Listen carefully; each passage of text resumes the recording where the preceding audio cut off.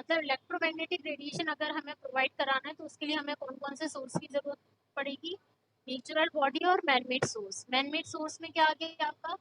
Radar आ गया, है ना, और आपके लेजर सिस्टम आ गए, ये आपके मैनमेड सोर्स है। नेचुरल बॉडी में आपका सन और अर्थ होगा। ये एक एग्जांपल है आपके कि हमारे सोर्स ऑफ एनर्जी कौन कौन से हो सकते हैं। इसके बाद ये मैंने आपको एग्जांपल समझाया था फिगर से कि रिमोट सेंसिंग पैसिव सिस्टम में कैसे हो सकता है और एक्टिव सिस्टम में कैसे हो सकता है। इसके बाद हमने रेंज डिस्कस की थी इलेक्ट्रोमैग्नेटिक स्पेक्ट्रम में। तो विजिबल रेंज कहाँ से कहाँ होती है? 0.4 से 0.7 माइक्रोमीटर तक। अगर 0.7 माइक्रोमीटर से हम आगे जाते हैं तो हमें कौन सी वेव मिलेगी? इंफ्रारेड रेज मिलेंगी, है ना। ये वेवलेंथ मैं फिर से बता देती हूँ, बहुत इंपॉर्टेंट है, इनकी रेंज आपको याद रखना है ना।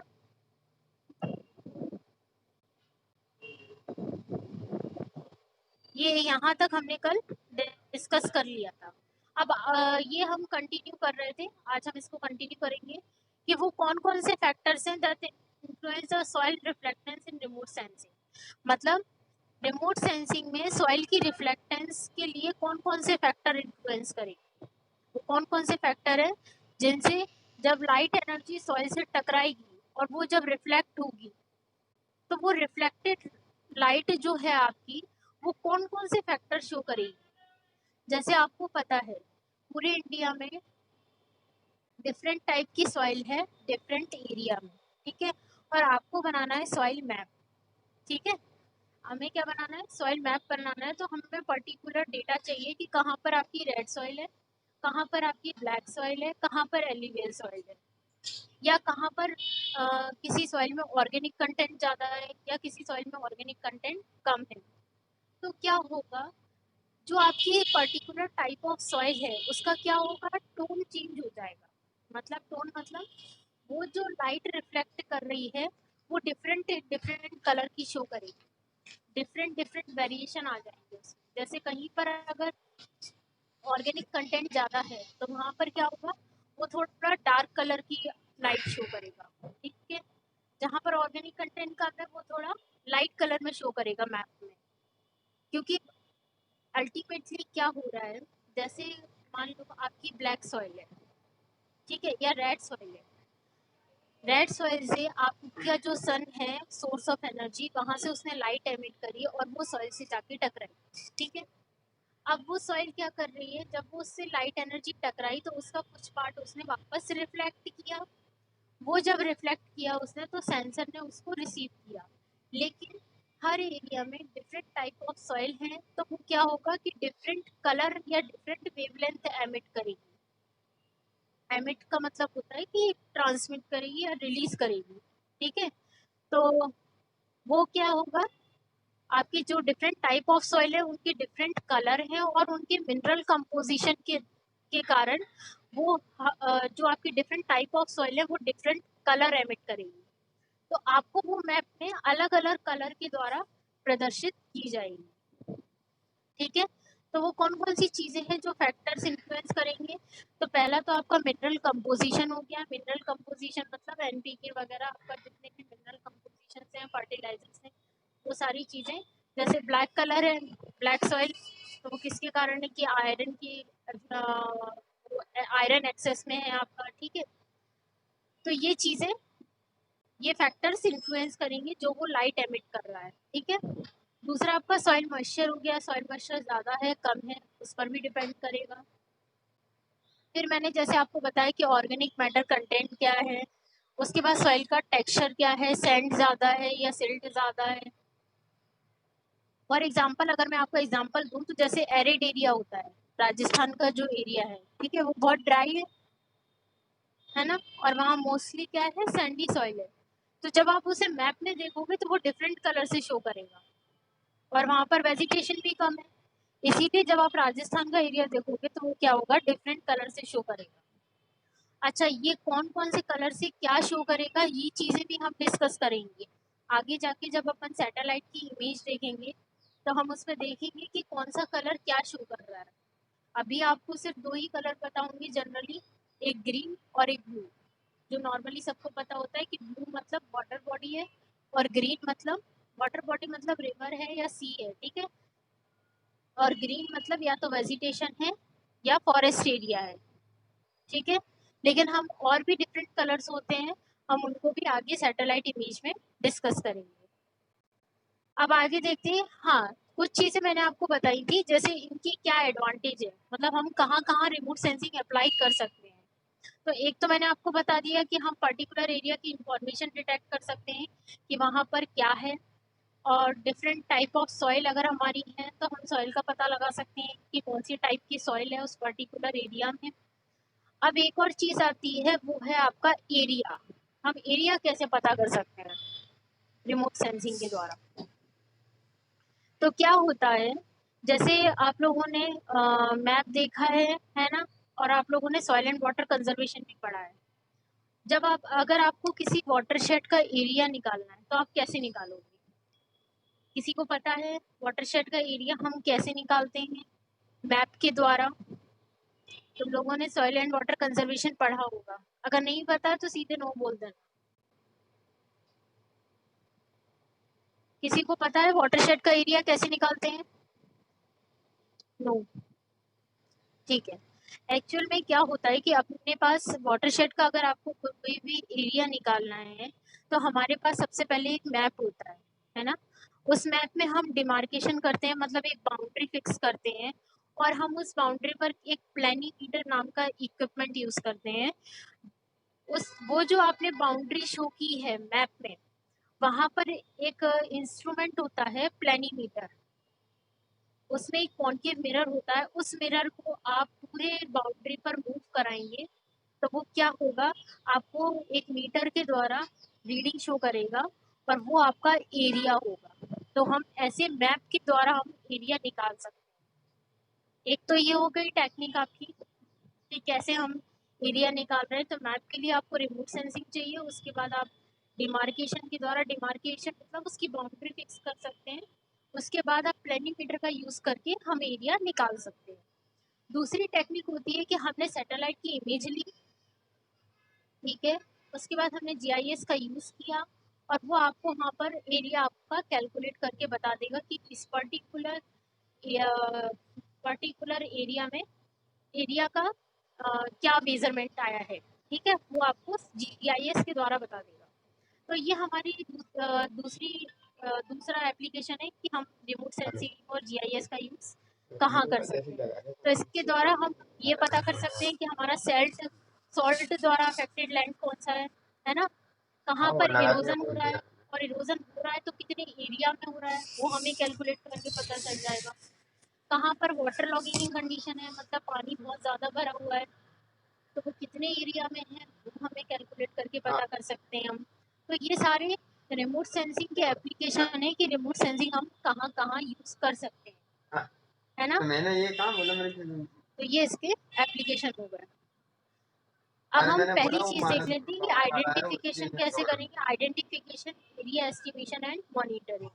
तो पहला जो एप्लीकेशन है इसका, जैसे कि मैंने आपको बताया कि अपन एरिया कैलकुलेट कर सकते हैं, ठीक है, और हम क्या कर सकते हैं, आइडेंटिफिकेशन कर सकते हैं। आइडेंटिफिकेशन मतलब हम प्रॉब्लम देख सकते हैं कि कहाँ पर अपनी सॉल्ट अफेक्टेड सॉइल है तो हमें उसका रिक्लेमेशन करना है, उसको सुधारना है, ठीक है। कहाँ पर हमारा इरोजन हो रहा है, और अगर इरोजन हो रहा है तो वो किसके कारण हो रहा है, कौन सा टाइप है इरोजन का, ठीक है।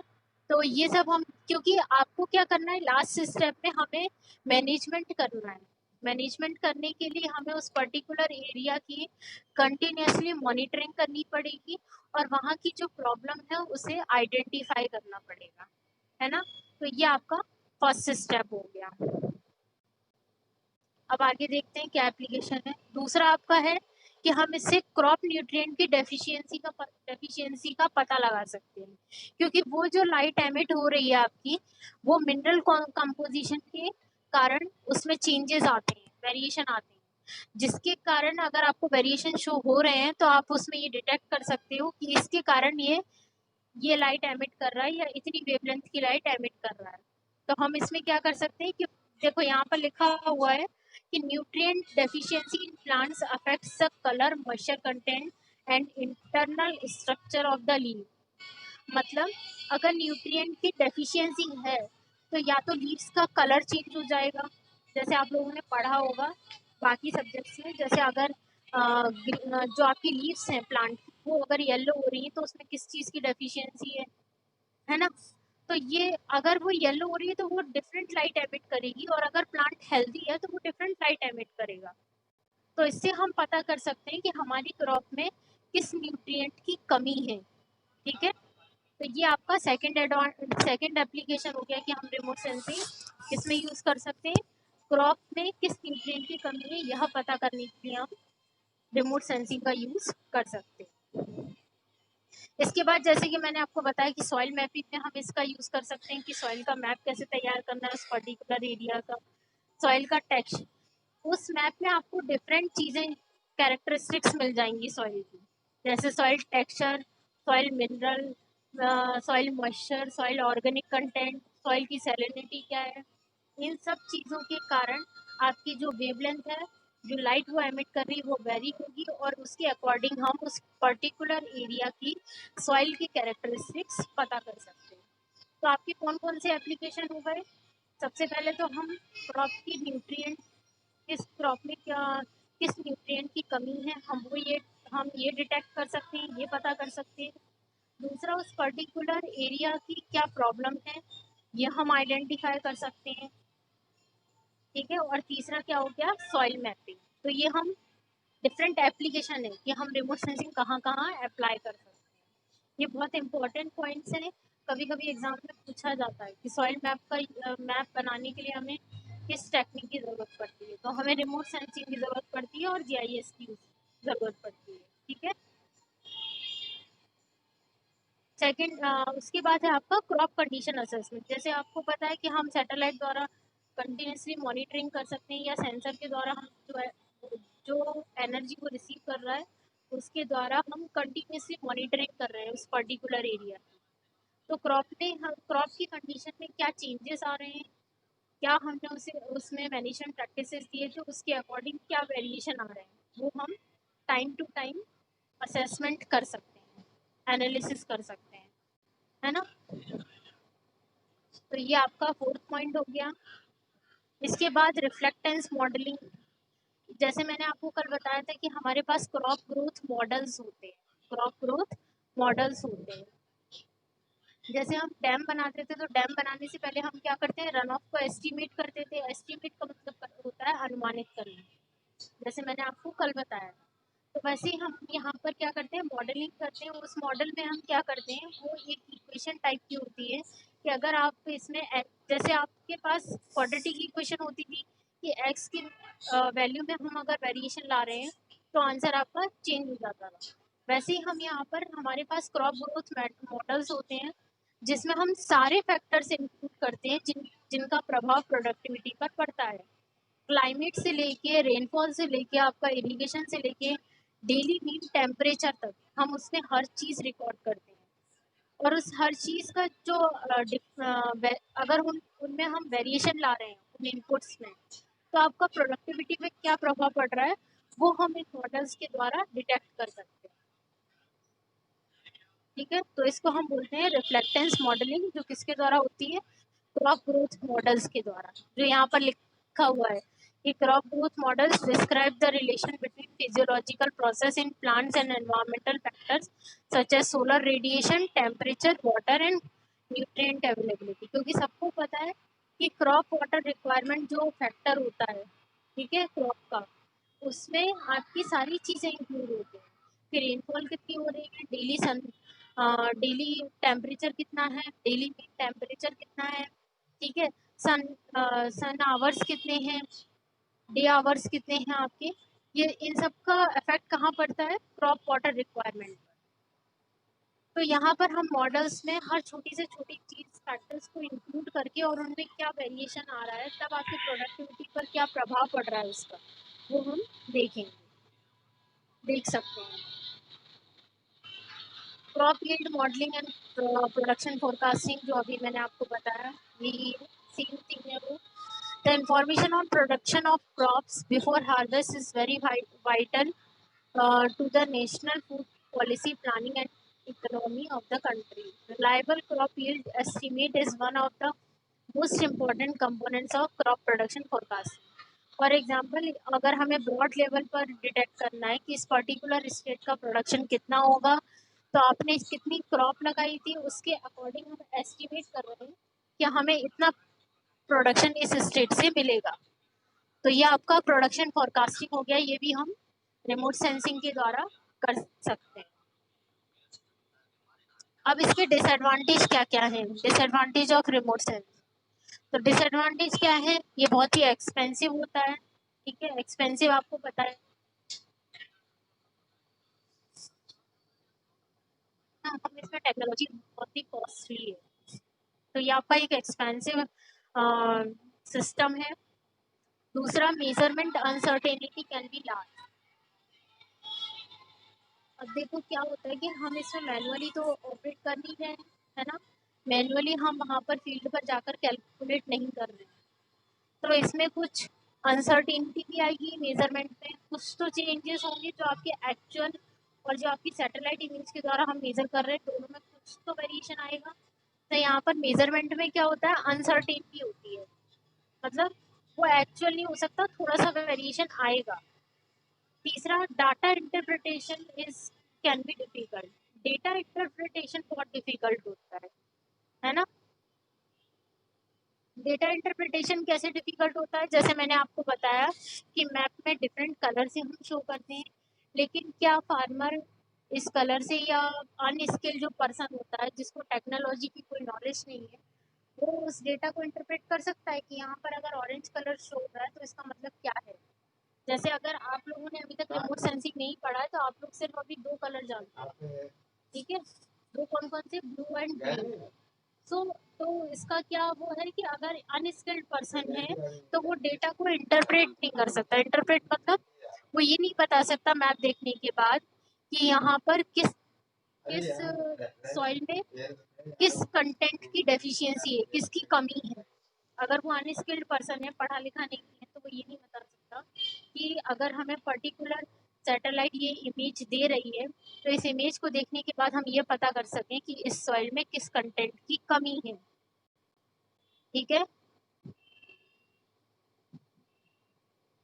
Need to understand theoretically how the instrument is making the measurement. Theoretically हमें हमें जितने भी इंस्ट्रूमेंट्स हम यूज कर रहे हैं उनकी हमें थ्योरेटिकल नॉलेज होनी चाहिए कि हम उनसे मेजरमेंट कैसे कर सकते हैं, कैसे हम एरिया डिटेक्ट कर सकते हैं। जैसे मैंने आपको प्लेनिमीटर का बताया, तो प्लेनिमीटर में आपको रीडिंग पढ़ना आना चाहिए, है ना, तभी आप मेजरमेंट बता सकते हो कि इस पर्टिकुलर फील्ड का एरिया कितना है। उसके बाद need to understand measurement uncertainty, ये तो हम ऑलरेडी डिस्कस कर चुके हैं। Need to have some knowledge of the phenomena you are sampling, आपको उस